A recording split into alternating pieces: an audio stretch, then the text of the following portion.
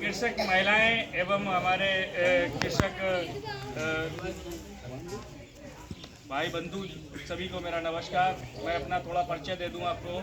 मेरा नाम अनिल कुमार है। मैं एक सिम्फेड संस्था से हूं, सिक्किम राज्य सहकारी आपूर्ति विपणन संगठन फेडरेशन से। अब हम लोग बात, जैसे कि हमारे गुरु जी ने यहाँ पे जैविक खेती के बारे में और परंपरागत खेती के बारे में आपको सारी जानकारी दे दी है, और कुछ चीज़ें और भी छूटी हैं जो जिस बारे में हम लोग आपस में बात करेंगे कि जैविक खेती क्या है, परंपरागत खेती क्या है। कि देखिए, जैविक खेती क्या है, कोई नई खेती नहीं है। और ये जो हमारी परंपरागत, क्योंकि ये नाम से ही है हमारा कि परंपरागत कृषि विकास योजना, जैसे कि हमारे जो पूर्वज थे पुराने समय में परंपरागत तरीके से जो खेती किया करते थे, उसी प्रचलन को हमें वापस लाना है। क्योंकि हमारा क्या है, आज आधुनिक युग आते हुए जो हमारे पूर्वज जिस तरह से खेती किया करते थे, उन चीज़ों को हम भुलाकर आधुनिक युग को अपनाकर नए प्रकरण में आके उस चीज़ों को खेती करना हमने प्रारंभ कर दिया है।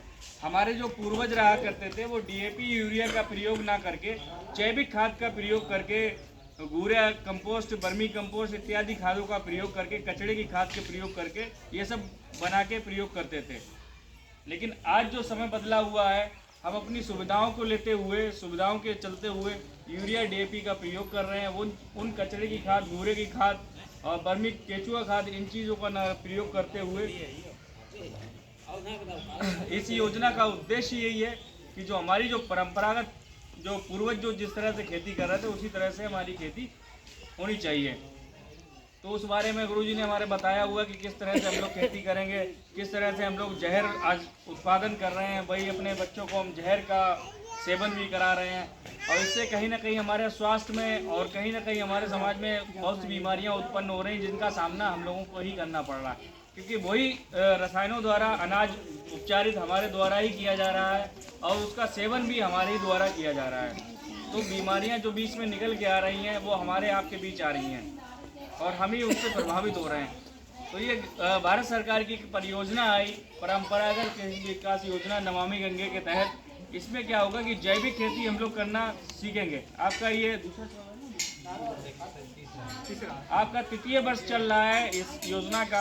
इसमें क्या हम लोगों ने सीखा है, और ये आपका जो ट्रेनिंग प्रशिक्षण प्रोग्राम चल रहा है, तृतीय वर्ष का प्रशिक्षण प्रोग्राम चल रहा है, जिसमें क्या जैविक खेती के संबंध में हम लोग आज वार्तालाप करेंगे, चर्चा करेंगे कि जैविक खेती किस प्रकार से की जाए और किस प्रकार से इसका किया जाए, कि संचालन किया जाए, किस प्रकार से फसलों का उत्पादन किया जाए। जैविक उत्पाद जो हमारे खेतों से निकल के आए, उनकी मार्केटिंग और उनकी प्रमाणीकरण के बारे में हम बात करेंगे। जैसे कि देखिए क्या है कि आज जो हम लोग रसायनों का प्रयोग कर रहे हैं, लेकिन वो रसायन कहीं ना कहीं हमें हमारे शरीर में और हमारे समाज में ये सब कहीं ना कहीं दुष्प्रभाव डालते हैं।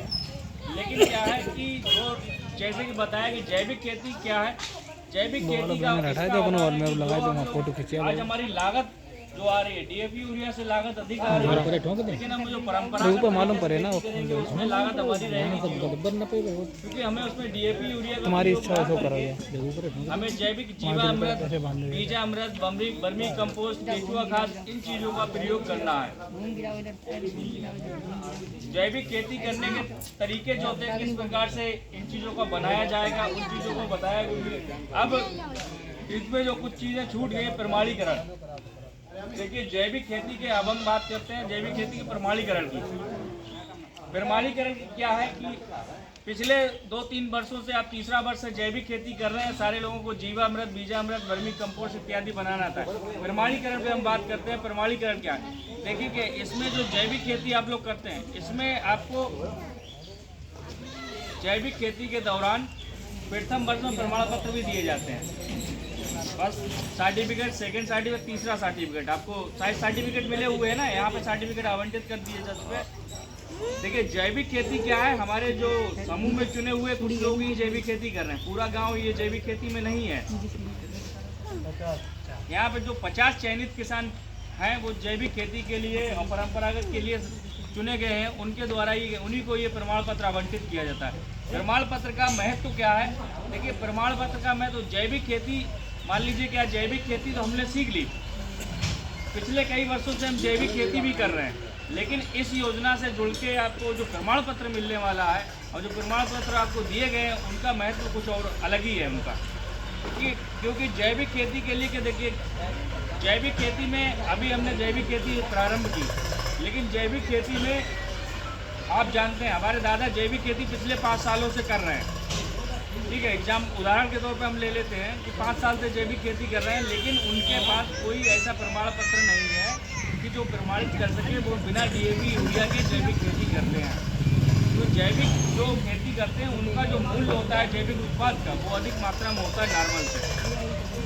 तो इसमें एक प्रमाणीकरण जो संस्था है हमारी एफआप प्राइवेट लिमिटेड, वो आपको क्या करेगी, जैविक प्रमाण पत्र भी देगी। किस प्रकार से देगी इसका हम अभी चर्चा करेंगे इस बारे में कि जैविक प्रमाण पत्र का महत्व। देखिए क्या है कि एक लाइसेंस होता है, लाइसेंस अफीम की खेती करने का लाइसेंस, कि जिसके पास वो अफीम की खेती करने का लाइसेंस मिलता है वही अफीम की खेती कर पाता है, वही प्रमाणित। उसी प्रकार से ये आपका जैविक प्रमाण पत्र है। ग्रीन प्रमाण पत्र आपको 3 साल बाद मिलेगा पीजीएस ग्रीन पे। इसका क्या महत्व होगा कि जो लोग इस योजना से 50 लोग जुड़े हुए हैं उन्हीं को ये प्रमाण पत्र सिर्फ आवंटित किया जाएगा, उन्हीं को दिया जाएगा। वो प्रमाणित करेगा क्या कि आपकी जो गेहूं की फसल या चना की फसल या मक्का की जो भी फसल है वो आपकी जैविक है, बिना डीएपी यूरिया के आपका उत्पादन होता है। और उसको मार्केट में आप जब बेचने के लिए ले जाएंगे तो जैविक प्रमाण पत्र के साथ आपके जाएगा। उस प्रमाण पत्र की आपकी फोटो लगेगी, क्योंकि देखिए दादा ने 5 साल से जैविक खेती किया, लेकिन उनके गांव के आसपास के लोग जानते हैं कि वो जैविक खेती कर रहे हैं।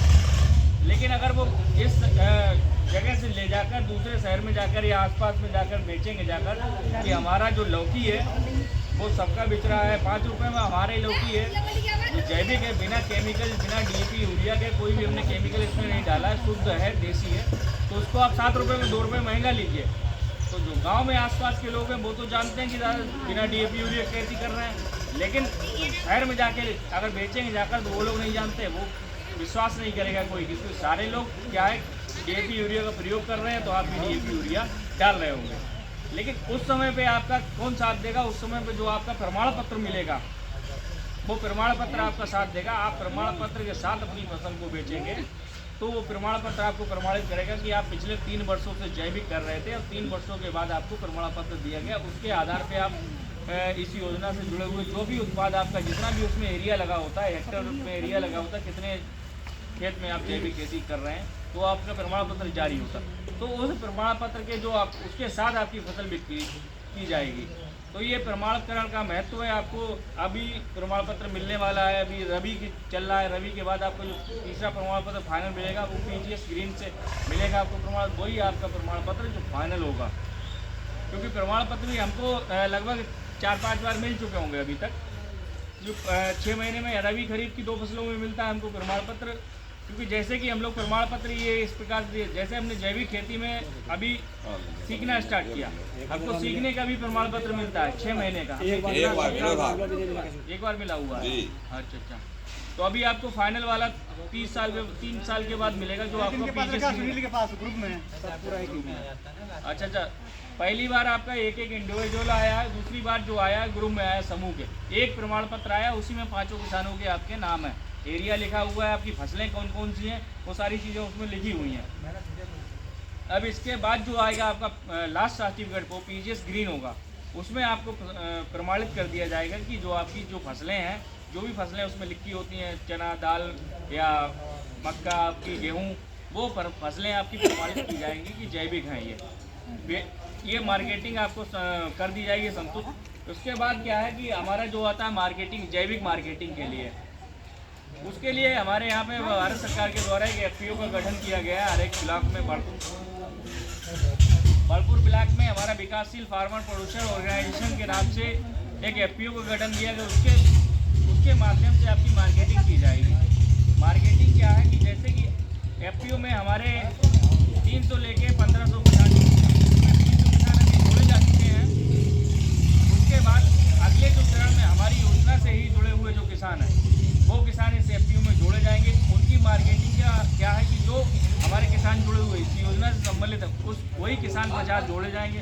उसमें जो वो फसल पैदा करते हैं अपनी, उस फसल का उनका क्या है मार्केटिंग किया जाएगा उस एफपीओ के माध्यम से। उसमें क्या होता है